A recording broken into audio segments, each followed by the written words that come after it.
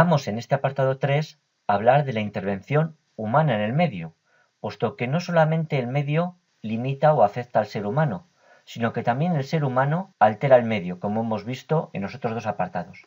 Pero en esta ocasión vamos a ver cómo esta actividad del ser humano es perjudicial, ya que contaminamos y degradamos el medio ambiente. Y es que el ser humano, en el desarrollo de sus actividades, de explotación de recursos naturales, en el desarrollo de la agricultura, la creación de industrias, interactúa con el medio ambiente y lo altera, generando una gran contaminación. Esa contaminación se origina cuando los residuos procedentes de las actividades humanas se depositan en el medio natural. Y esta contaminación se puede depositar en los diferentes elementos del medio natural. Por una parte, en el aire. Y hablaremos de la contaminación del aire, producida por los vertidos de nuestras industrias, pero también de nuestros coches, camiones, autobuses, los medios de transporte en general, y también de nuestras calefacciones, de forma que emitimos gases a la atmósfera y alteran su composición, bien porque aumenta algunos gases como el dióxido de carbono, o bien porque emitimos otro tipo de gases que no son los propios de la atmósfera o que destruyen otros como el ozono. También contaminamos el agua, con todos esos residuos que vertimos al mar que no están depurados y que van alterando poco a poco este ecosistema. Seguramente hayáis oído en los últimos meses información acerca del famoso mar de plástico. Y por último, la degradación del suelo, la contaminación del suelo, al utilizar cada vez más sustancias químicas en nuestra agricultura que lo que hacen es acabar con la fertilidad del suelo. Pero además de la contaminación, el ser humano en su actividad produce otro fenómeno, que es que cuando el ser humano consume más recursos que los que genera la tierra, se produce la sobreexplotación del medio. Explotar por encima de las posibilidades de la tierra, consumir más de lo que la tierra produce, lo cual supone que cada vez tendremos menos recursos naturales y que agotaremos la vida de la tierra.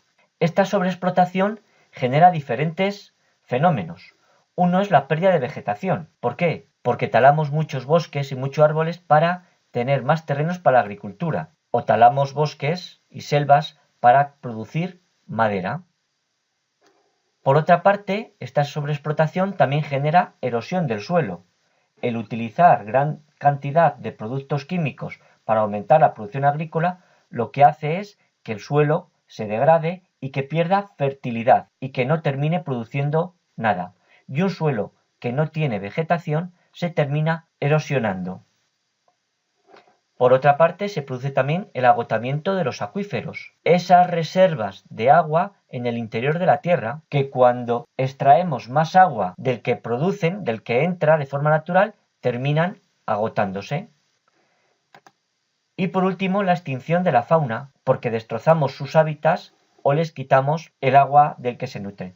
Fijaros que cuando hablábamos en este tema del ecosistema, hablábamos de la relación entre el biotopo y la biocenosis. Y cuando alteramos este biotopo, producimos la erosión del suelo o producimos el agotamiento de los acuíferos, lo que conseguimos es alterar la biocenosis, de forma que perdemos vegetación y extinguimos la fauna.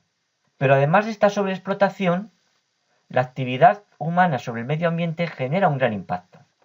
Por un lado, pensemos en las grandes ciudades, que consumen mucha energía y generan muchos residuos. Pensemos simplemente en la cantidad de energía que consumimos para iluminar toda una ciudad, no solamente sus calles, sino también todas nuestras casas y toda la electricidad que consumimos para el funcionamiento de nuestros aparatos electrodomésticos de casas o la calefacción. Y también genera muchos residuos. Pensemos simplemente en los kilos de basura que generamos cada día en nuestra casa y multipliquémoslo por todos los edificios de la Tierra.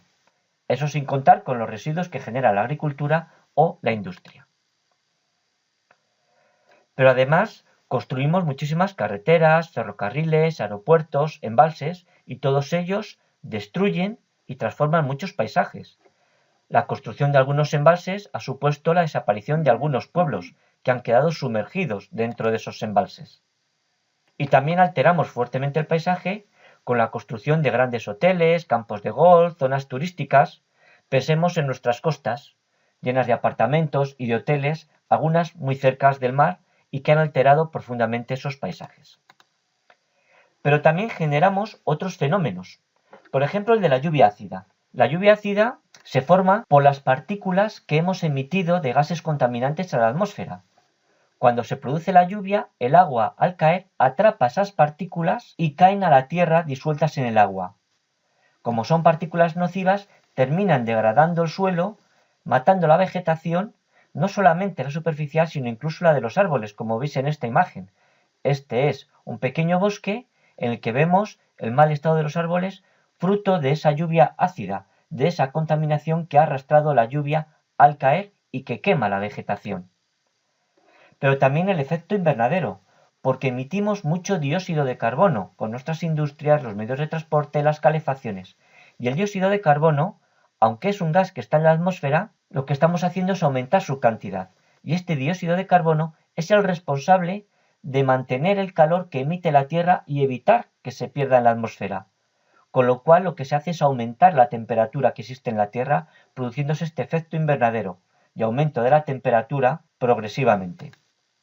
Y por último, la contaminación del mar, que ya hemos visto y a la que hemos hecho referencia, y que puede resultar tremendamente perjudicial.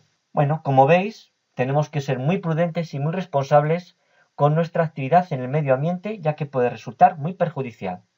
Y ahora vamos a comprobar si habéis estado atentos y si sois capaces de responder a estas preguntas.